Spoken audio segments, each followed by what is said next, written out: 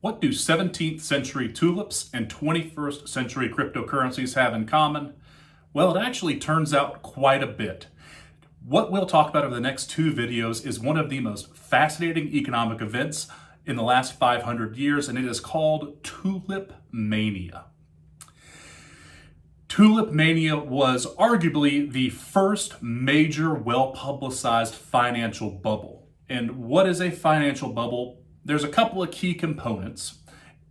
Unfortunately, we've lived through quite a few of them, so a lot of these will probably sound common, but as a checklist, you've got rapid price appreciation of a particular good. That rapid price appreciation creates speculative buying, and prices eventually rise to the point where they are totally divorced from whatever that good's intrinsic value is. Hello, tech stocks in the late 90s. What that creates is herd behavior, what is commonly called FOMO, or the fear of missing out. My tech stocks keep going up, they keep going up, I've got to buy more so I'm not behind the curve. And what that will lead to is the sudden loss of confidence in the underlying asset and then the resulting market crash. Carrying through this tech stock example, that market crash doesn't mean that everything goes to zero and technology stocks just go away, but it does mean you've got some months or years of pain ahead, and there is no guarantee that that asset's going to return to the prices that you saw before. In some cases, it does. Tech stocks in 2000, real estate in 2008. But I can tell you right now, as a collector of plants, on my wife's side mostly, tulip prices today are not what they were in the early 1600s. So let's take a step back. Let's give you some historical context here. The time period we're talking about is the early 1600s, and particularly looking at the Dutch Republic and what is oftentimes called its golden age. And the Dutch Republic in this time period is one of the most advanced economies in Europe.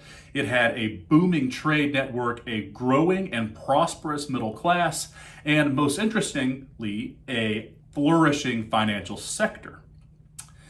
That'll become important later.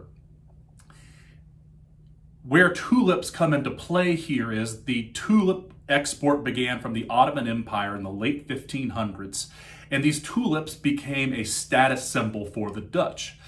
The vivid colors, the patterns, all lended this idea of sophistication to its owners, and interestingly enough, the more complex the patterns, the more vibrant the colors, this led to almost an arms race among tulip breeders and tulip growers to find more and more complex patterns, which would then command a higher and higher market price.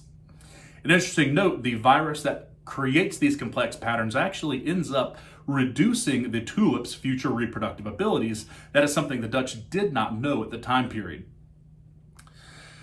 So these beautiful tulips have become a status symbol. They're gaining popularity and their demand is surging. So this is leading to this higher prices. This speculative bubble is now fully underway. And when we talk about speculation, that means people are not buying tulips to plant in their garden and enjoy over a cup of tea. It means they are buying tulips with the intention to resell those tulips at a higher price in the future.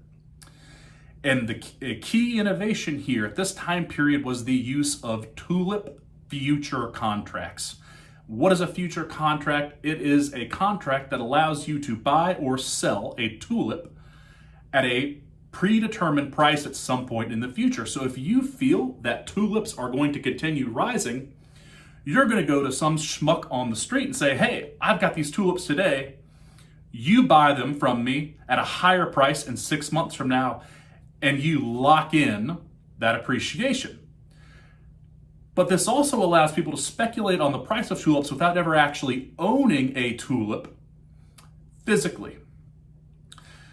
So complex financial products being introduced to an economy, you can probably see where this is going.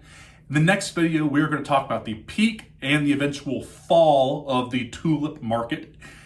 And then we'll give you some common parallels, some things that you've probably seen in the last 20, 30, 40 years, and give you a little bit of insight on how bubbles work in real time.